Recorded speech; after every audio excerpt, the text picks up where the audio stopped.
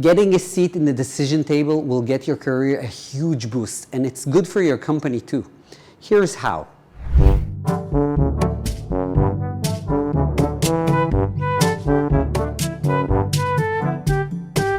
UX designers are often thought of as engineers. They solve problems in the user interface or flow. In many cases, they are handed with a solution and are expected to carry it out to execute.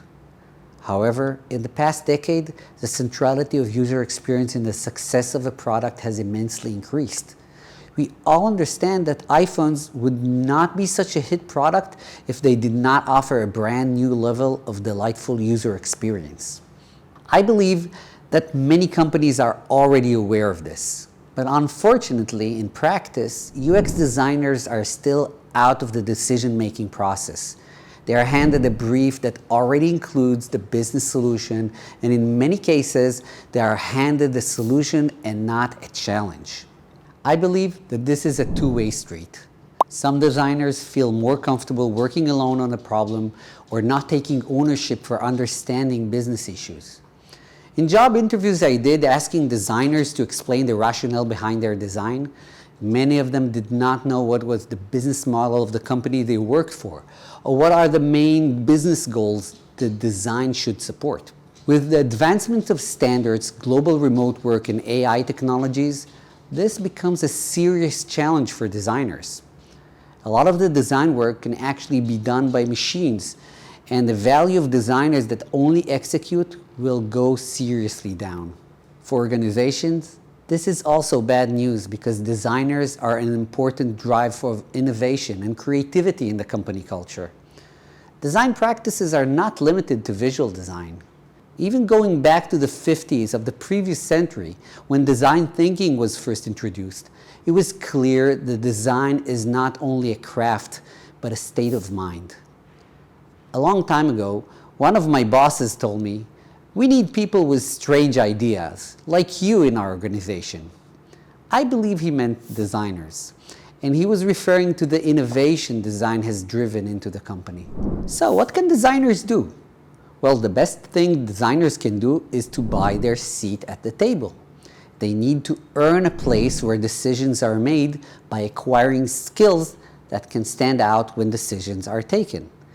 Here are a few ideas. Learn how to ask business questions.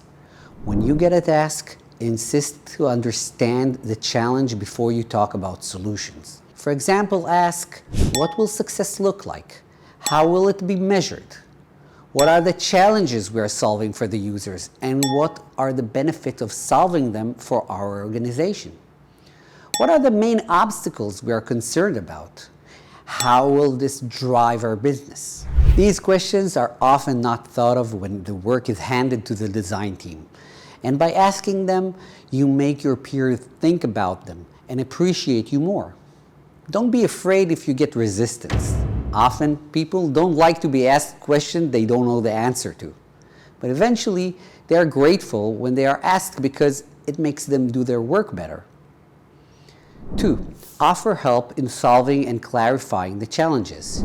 You may offer a short alignment workshop to make sure everyone is on the same page. 3. Write down your understanding and reflect them back. This will help your team to align and make sure their ideas are well understood. In many cases, putting things in writing clarify a lot of things. Make it short and clear and then send it back to your team. This is an art you have to practice and will highly improve your design skills. Your team will appreciate you for making things clear and help them communicate what you are doing to the rest of the organization. If you're a visual designer, then putting these into a nicely cut presentation can become a great asset. 4. Learn how to facilitate. Running workshops can get you a seat at the table.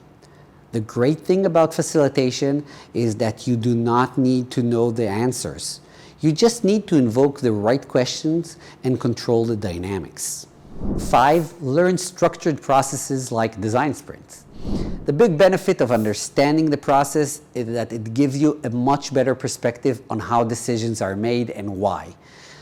Looking at a product from the narrow point of view of visual design often misses a lot of the most important things that take place when creating products and services.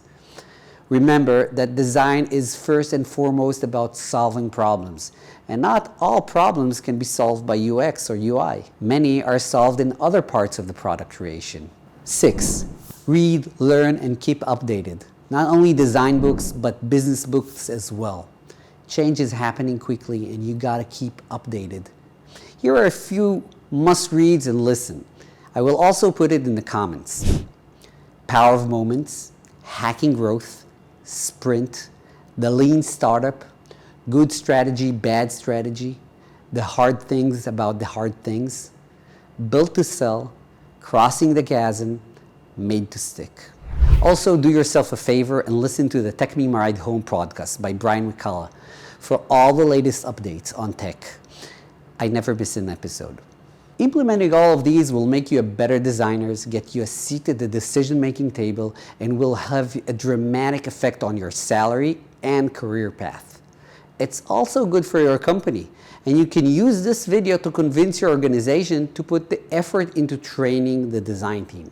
That's all for today. I would love to hear from you and how you got your seat in the decision table. I will be here next week with more updates about design, UX, products, and innovation. So stay tuned and please subscribe to our channel. Don't forget to click on the notification button. Bye.